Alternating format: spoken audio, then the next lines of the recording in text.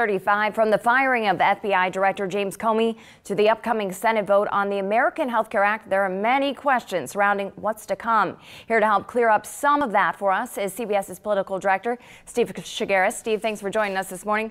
Let's first start with the firing of James Comey. Earlier this week, CBS News has reported that President Trump asked Comey to pledge his loyalty to him, but then the FBI director declined. Do you think that relationship was kind of bound to fail from the start?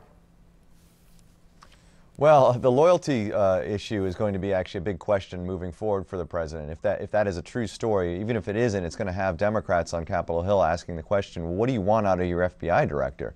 If the president is looking to have an FBI director who's loyal to him, that's going to be problematic, because this is supposed to be somebody who's independent, running the Federal Bureau of Investigation. So there's going to be a big question for whoever Trump names to succeed Comey. Senators on the Hill are going to be asking the question, are you loyal to the president, or are you going to be an independent director of the FBI? How much do you think the investigation that Comey was spearheading into the Russian meddling in the 2016 election played a role in his firing? Trump and his senior officials have said it really didn't play a role. Do you think there's more to that story? Well, the president himself changed that story a bit last night in his interview with NBC. He suggested that the Russia investigation was part of his calculus. He had said in that interview that he had made up his mind regardless of what the Justice Department recommended to him, which is what the White House was saying all week, that it had nothing to do with anything but the Justice Department recommendation. President Trump said, no, I was going to fire him anyway, and I was going to fire him because not only of his handling of the Clinton email investigation, but I also thought he was a showboat, and I also felt that the Russia investigation had was partly to do with this. That doesn't help him politically, by the way, because Democrats are already suspicious that the reason why he fired Comey was because of the Russia investigation. Talking on the same terms of wanting someone loyal, who do you think would be, quote-unquote, loyal to the president? Who would you see him maybe potentially tapping for this FBI gig? It's a very good question, and I don't know where his head is at this point. It's hard to tell. The list is very long of names of people who could be potential successors to Comey here. We just sort of have to see what Trump decides. Again, is he going to find somebody political, somebody who's been loyal to him politically, somebody like a Chris Christie?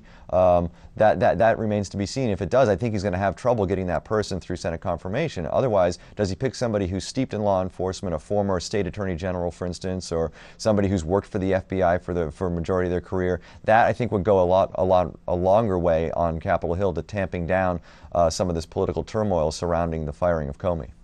A good insight on that. Kind of switching gears to the upcoming Senate vote on the American Health Care Act. Kind of where do you see this all going?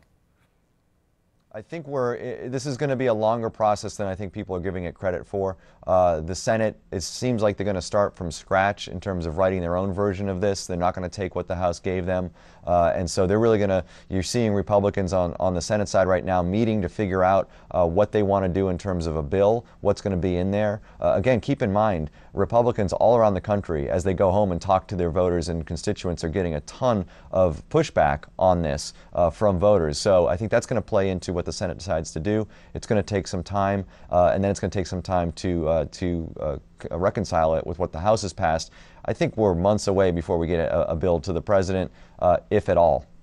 Certainly lots going on in Capitol Hill and lots to talk about this morning. Thanks for joining us, Steve.